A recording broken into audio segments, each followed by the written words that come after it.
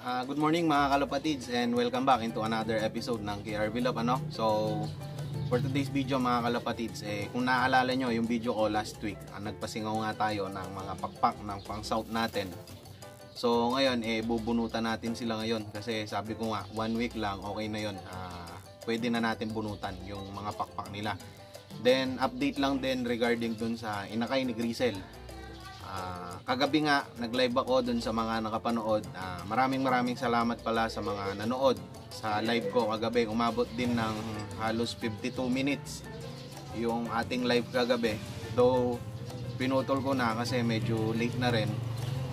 And kahit masarap magkwentuhan, pinutol ko na yung live natin. Pero tingnan natin sa mga susunod na araw pagka available.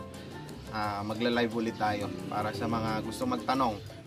Then comment lang kayo doon, sasagutin ko yung mga ibang tanong. So ayun, update lang din regarding doon sa Grisel natin, yung inakay niya. So napisa na nga, sabi ko kagabi doon sa live, napisa na. So yun yung ipapag-giveaway natin ngayon. Abangan nyo yung mechanics kung paano sumali. Pero sabi ko nga kagabi doon sa live, importante na sa pagsali, number 1, kailangan nakasubscribe ka dun sa aking channel, dito nga sa channel ko, Then yun yung pinaka number 1 na kailangan. Syempre dapat subscribers kita, then para makasali ka dun sa giveaway nga natin na Grisel, So ngayong umaga nga, magbubunot tayo ng mga pakpak nung inakay natin. Yung mga pang south natin, Then papakita ko rin sa inyo yung anak ni Grisel, yung naging inakay ni Grisel. So eto, panoorin nyo muna yung video nung inakay ni Grisel. Ayan mga kalapatids, yung inakay ni Grisel, ayan. So 2 days na yan. Okay naman, mukhang healthy naman yung inakay natin, So ayan sila. Pinapakain ko is yung mix ko ng pang breeder. So okay lang yan.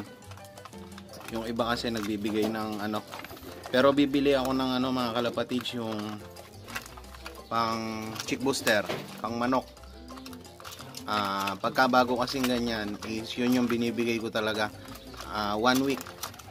Kasi yun is medyo durog, madaling tunawin, madaling isubo sa inakay. So 1 week ako nagbibigay ng ganon pag kami inakay. Naubusan lang ako, pero bibili ako mamaya mga kalapatids, So ayan yung i-gift board nga natin, yung inakay ni Grisel. Ayan, nag-iisang inakay niya.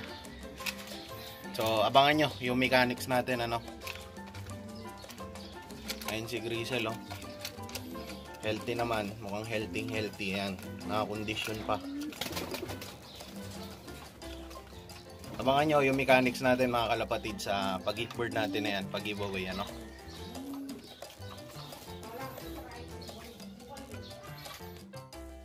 So ayun mga kalapatids, nakita nyo naman yung inakay ni Grisel, mukhang healthy naman.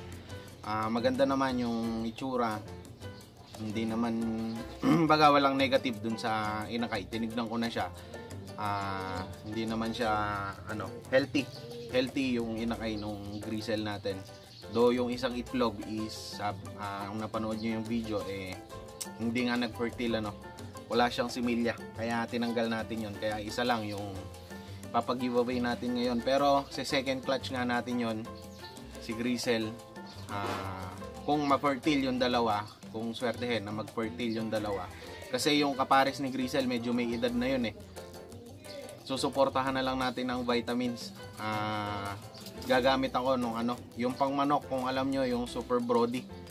I-mix lang naman sa tubig yon, then yun yung pinapainom para ma-enhance yung fertility nung kalapate, So update ko na lang din kayo regarding dyan. Then dun sa mechanics kung paano sumali sa pag-giveaway natin na anak ni Grisel nga, yung nag-iisa, yung ngayon.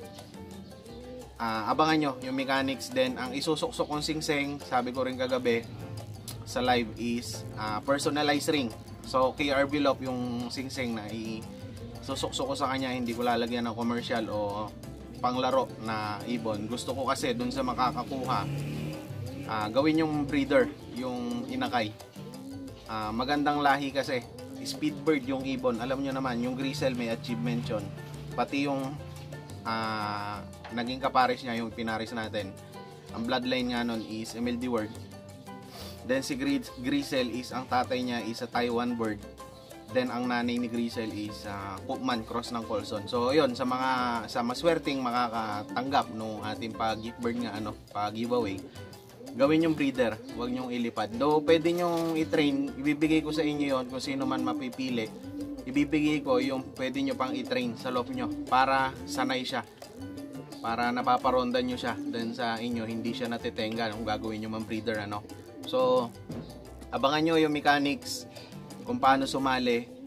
Then, kung sino man manalo, for pick up lang po yung inakay. Hindi ko po ihahatid. For pick up dito sa akin, sa area ko, sa loft ko. Then para makapasyal na rin kayo. Then kwentuhan tayo, mga kalapatids. Then, so eto mga kalapatids, tatawagin ko lang yung bayo ko, papatulong ako. Then bubunutan na natin ng pakpak yung mga pinasingaw nga natin. So, tara. Mga kalapatids, bubunutan na natin sila ng pakpak. So ayan, mapapansin nyo yung pinasingaw natin. Ayan, 3 sila. Balakod wala rin.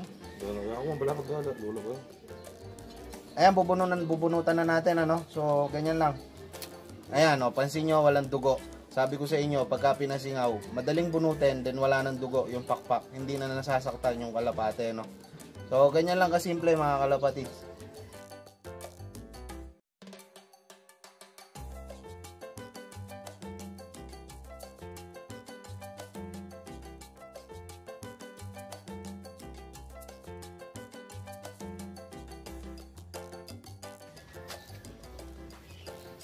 Ito yung huling ibon, kalapatids, yung ating off color. Si Robin. Galing to kay kay Sir Romel Garcia ng El Maticas Loft. Binigay sa atin. So ayan, lalaro din natin ng South. So ayun mga kalapatids, 1 week lang after nyo magpasingaw, okay na siyang bunutan. Ayan, pansin niyo, wala nang dugo yung pakpak niya. Madali nang bunutin.